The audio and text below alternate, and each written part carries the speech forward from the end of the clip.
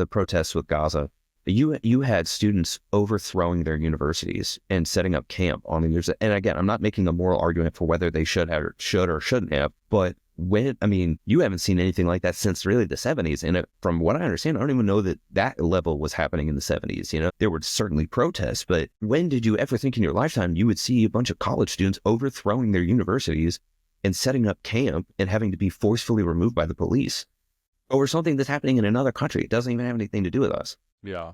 It's kind of, you spin it in such a way that in certain circles, I'm thinking of the first thing that popped in my head is, Jeffrey Miller, the evolutionary psychologist, wrote a book called Virtue Signaling about kind of the evolutionary mindset of what creates virtue signaling. And if you're in these spaces, especially at a Columbia or a Yale, some of these elite college campuses, a big way that you signal, I am a fit mate, or I'm a good friend, I'd be a good friend material or a good mate material, is having the right ideas. Looking good is important, having access to resources is important, but we've developed this idea where there's certain, like a fitness capacity, like a good quality fitness is determined by the beliefs you hold. So you say, I believe there's a genocide going on in Palestine, and that is, morally abhorrent.